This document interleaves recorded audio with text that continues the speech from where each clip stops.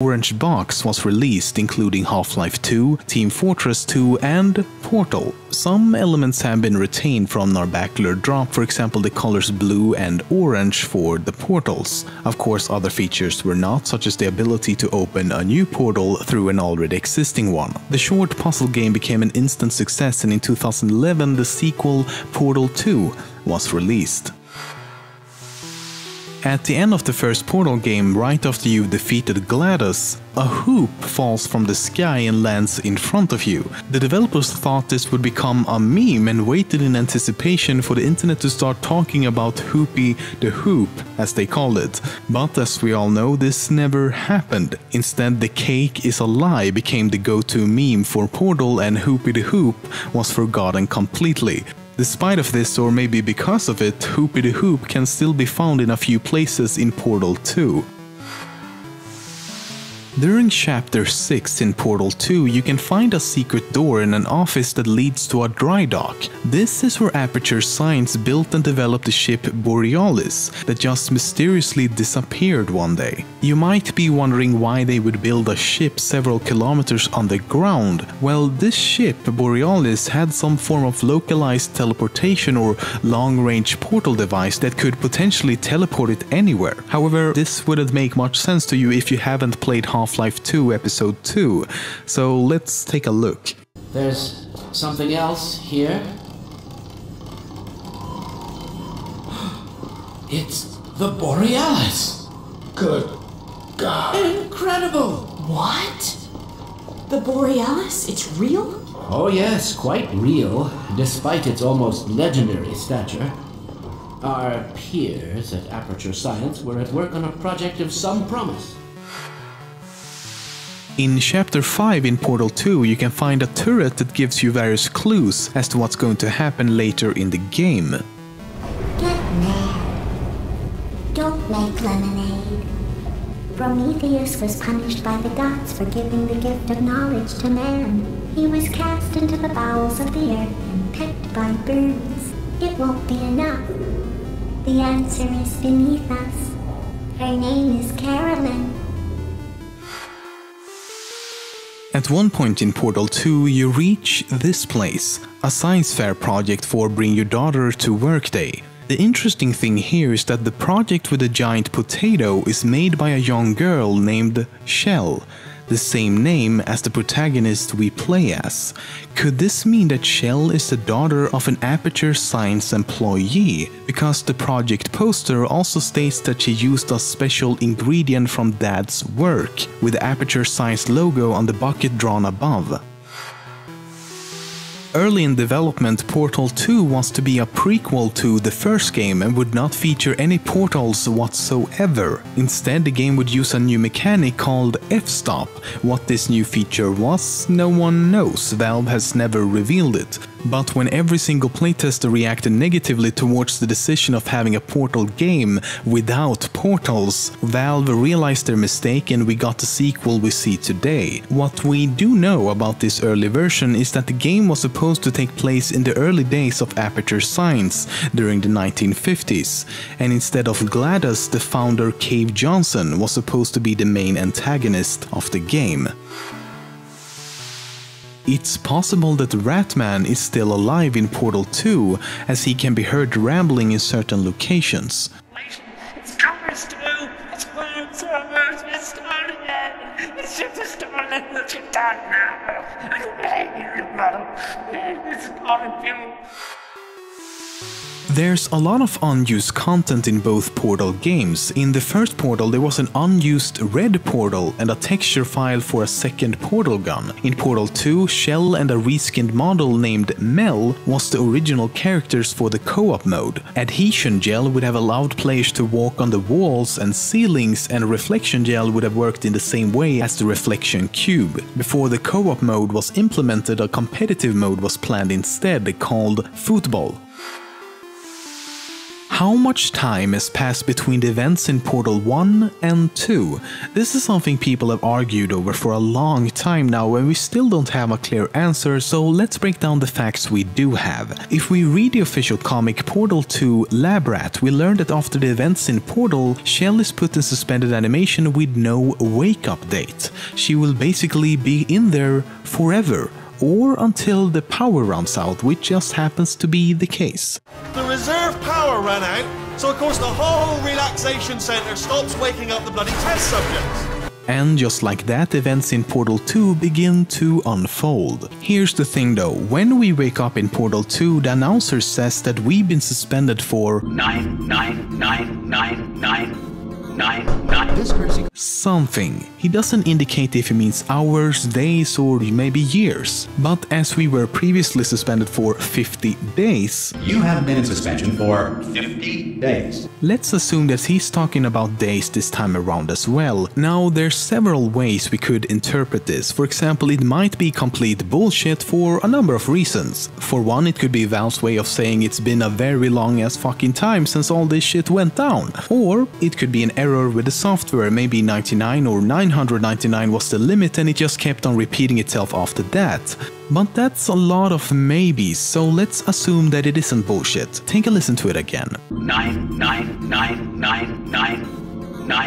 This crazy. First there's 5 nines, then there's a pause followed by 2 more 9s, so 7 in total. That's either 273 years or 27,379 years. But the most significant evidence comes from the official ebook The Final Hours of Portal 2. In it, one of the developers says one way to further differentiate Portal and Half-Life was to set the game far in the future, at least 50,000 years. So there you have it, 50,000 years. However, this number could of course have changed during development, but even so it seems unlikely that they would make the change too drastic from the original idea. I mean, there's a huge difference between say a decade or a century compared to 50,000 years. And given how the facility is so heavily overgrown in Portal 2, I think a fair estimate would be between 20,000 and 50,000 years, because that would include both the highest number given to us by the announcer and the number from the ebook. So all in all, I don't think we will ever get a specific answer to this question, but we can conclude that a shitload of time has passed. Okay, as most people should know by now, the Portal series exists within the same universe as the Half-Life series. It all started when Valve began development on the first Portal game. Because of the limited capabilities of the small team at the time, they decided to use certain assets from Half-Life 2. However, this created a small problem as there would now be weird correlations between the two otherwise completely separate games. But the solution was of course simple, connect the two franchises by actually putting them in the same universe. So that's exactly what they did. And with time, especially after the release of Portal 2, the franchise developed its own very intricate storyline. The story of Portal begins in the early 1940s when a man by the name of Cave Johnson founded the company Aperture Fixtures. Back then the company manufactured and sold shower curtains. Yeah, after the company saw major financial success, Cave Johnson decided to buy a salt mine to begin construction on the various research and testing facilities we go through in the games. For several decades to come, Aperture Science developed several new technologies including various forms of gel, the storage and companion cubes, and of course, the famous portal gun. However, when Johnson tried to create a new substance using moon rocks called conversion gel, he accidentally contracted a fatal illness and his mental health quickly worsened.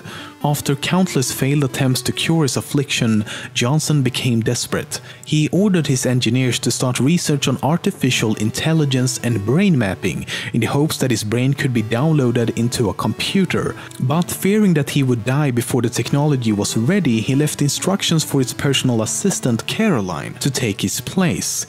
In the end, Caroline did indeed download her brain into the computer and became GLaDOS. But of course, things didn't exactly go as planned.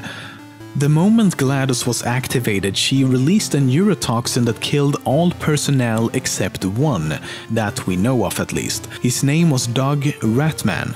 At some point after his escape, he came up with the idea of rearranging the order of the test subjects and moved Shell to the top of the list in the hopes that she would be able to defeat GLaDOS. This is why and when the first Portal game begins. Ratman is also the one who left you all those hidden messages throughout the game. Coincidentally, the events of Half-Life took place around this time as well, so because of the Black Mesa incident and the impending Combine invasion, Aperture Laboratories soon faded into obscurity. Anyway, after Shell defeats GLaDOS at the end of the game and finally reaches the outside world, Ratman did as well. But when he saw that Shell was being dragged back into the facility, he felt guilty and went back to rescue her. Once back inside, Shell had yet again been put in suspended animation inside a relaxation chamber, just like all the other test subjects. But now there was a problem. The life support system for the entire complex was failing. Due to time running out as well as being shot in the leg by a turret, Ratman was only able to save Shell by connecting her chamber to the reserve power grid. All the other 10,000 or so test subjects likely perished soon after. As seen in the beginning of Portal 2, Shell did actually wake up again after only 50 million websites with adult content. You can compare that to the less than 50,000 porn sites that existed in the year 2000. I think the phrase "the internet is for porn" has never been more accurate. In May 2007, Disney Channel accidentally aired a porn video instead of the children's cartoon about the bilingual handyman with his talking tools that was supposed to air. I guess they got a different kind of handyman doing something other than talking with his tools. The #1 most searched word or phrase on porn sites worldwide this year was teen.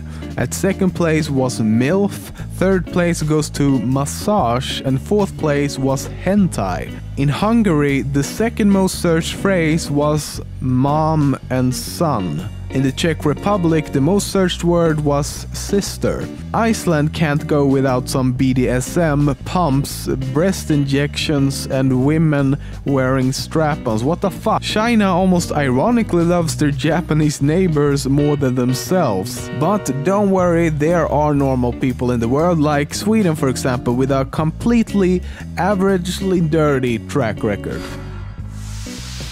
When a group of researchers in Canada wanted to compare the behavior of men who watch porn with men who have never seen porn at all, there was a slight problem. They couldn't find any men in their 20s who had never watched porn.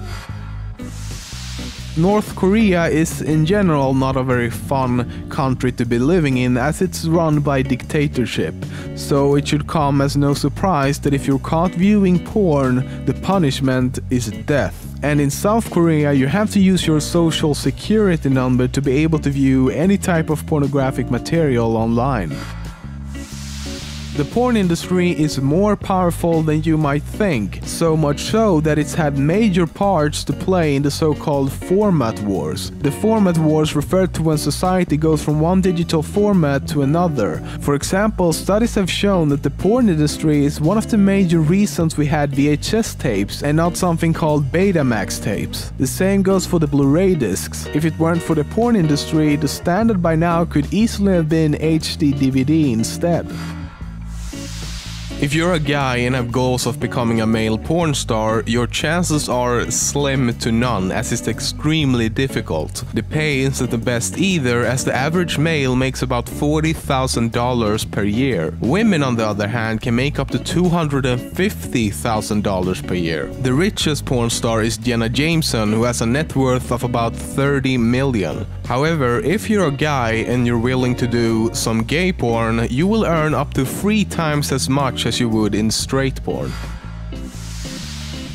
A group of researchers showed men and women various videos of sexual explicit content to find out what did and did not turn them on by monitoring their brain activity. They found that men have a pretty clear target, so to speak. Straight men got hot looking at women, gay men were turned on by watching other men, but it's a little fussier when it comes to women though. Straight women was turned on by viewing pretty much any kind of sexual video. Guy on girl, guy on guy, girl on young girl, and even monkeys getting some action. But when they were asked about it after the tests were completed, they denied being aroused by most of what had been shown.